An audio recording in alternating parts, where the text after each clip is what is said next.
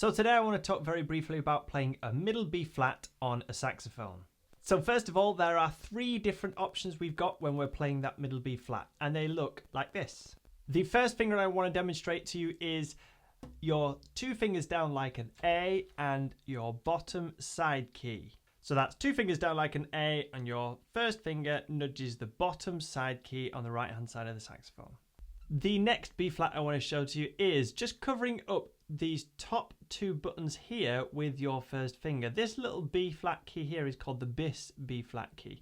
And what I'm going to do, I'm just going to slide my first finger down so it's covering both of them keys. So when I push it down, both of them are pressed down. That's called the bis B flat key. The third and final B flat I want to show you is one that's not as often used by myself and I think saxophone players in general, and that's the 1-on-1 approach. We put our first finger down like a normal B and we add our first finger of our right hand as well. That 1-on-1 B flat.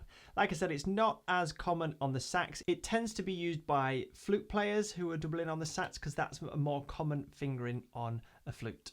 So those three B flats, your side B flat, your bis B flat and your 1-on-1 B flat. Now there are opportunities for us to use any of those B flats in a given moment. So let's go into a bit of detail about when we would use those certain B flats. Now I'm a big believer in making sure that we have the option of using any of those B flats at any given moment, because there are certain parts of the instrument when we're playing a certain passage we might be forced into using one of those B flats instead of another one, and that's just because of a certain finger combination. Now let me explain.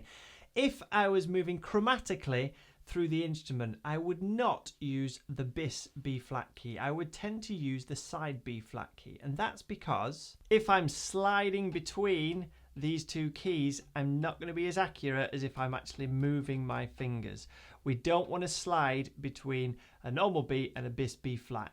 Some players do it, and I must admit that I do it sometimes, but it's not something that we should be used to doing all the time. We need another option because it's not always the best option, particularly when you're playing chromatic passages pretty fast. The side B flat tends to be used more often than not when we're playing something chromatically. As I said, it's very important to make sure that we have options open to us all the time. So try in a practice session to mix it up which B flat you're actually using. A good suggestion for getting going with this is play an F major scale and try and consciously use the side B flat the first time playing the scale, and then shift to your bis B flat the second time playing your scale. Just this feeling of playing that B flat in that situation will give you more of a comfort when you do come up against a piece where you need to use one of these other B flats. Another great thing about that bis B flat is we can keep it down all the time. It does not affect any other note that we're playing unless we're playing what is now our B flat. So if you watch, if I'm fingering this F major scale, I can keep my bis B flat key there. So I like saying it's like getting in B flat mode. So I'm playing an F major scale, and when I get to that B, I don't even have to think about the B flat because the B flat key is already pushed down. So I'm playing my F major scale and my bis B flat key is always down. So when I get to that B, I'm playing the correct sound. As I said before, the 1-on-1 B flat is very, very uncommon on the sax. I would say probably the only time you're going to use it is if you're moving between an F and a B flat. But my argument is, why don't you just use the bis B flat?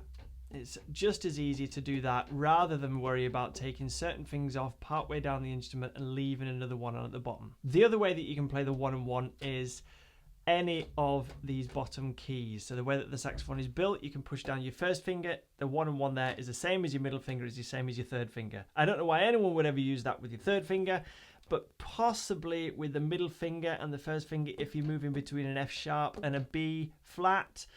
But again, why don't you just use your bis B flat? So there you have it. Those are the three different fingerings we have for our B flat, and some examples of why we would use certain fingerings over the use of other fingerings.